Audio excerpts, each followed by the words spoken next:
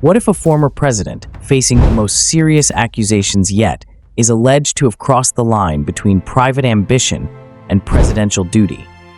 According to CNN, in a groundbreaking 165-page legal filing, special counsel Jack Smith lays out his most compelling case against Donald Trump, claiming he plotted to overturn the 2020 election results, not as president, but as a candidate fighting for power. With witness testimonies and critical evidence in hand, Smith's argument could redefine presidential immunity and hold Trump accountable in ways never seen before.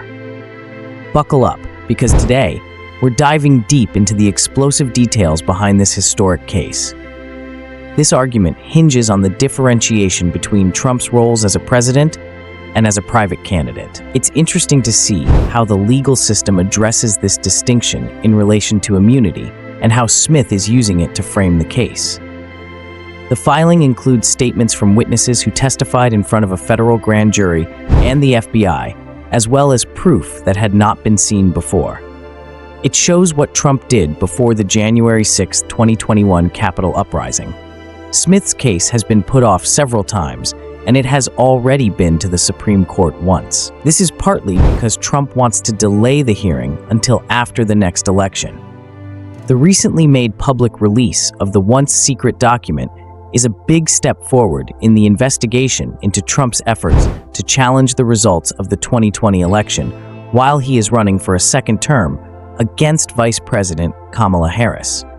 The timing of these legal battles seems closely tied to the political calendar, and it raises questions about how legal and political timelines may intersect in such high-stakes cases.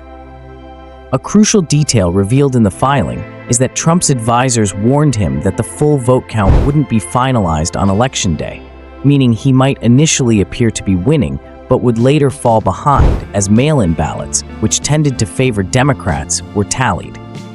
Despite this warning, Trump reportedly told his team that he would declare victory regardless, even before all votes had been counted.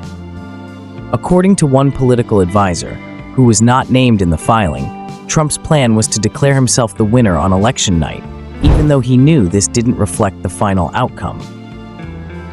This advisor also admitted that the campaign intended to take advantage of the mail-in voting pattern, recognizing it as a potential disadvantage.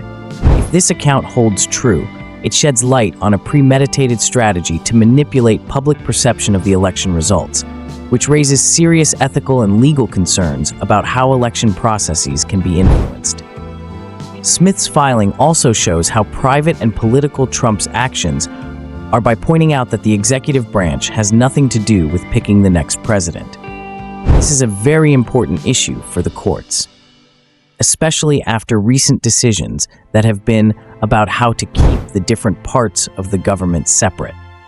Smith basically says that Trump's attempt to meddle in the election was a personal act and not an official job of the presidency, because the Constitution makes it clear that other parts of the government are in charge of choosing the president. Smith says that Trump broke basic democratic principles and the Constitution by putting his own goals ahead of what the people wanted by trying to stay in power. Smith's argument here touches on the delicate balance of powers in the U.S. government, where overstepping boundaries could have profound implications for democratic processes.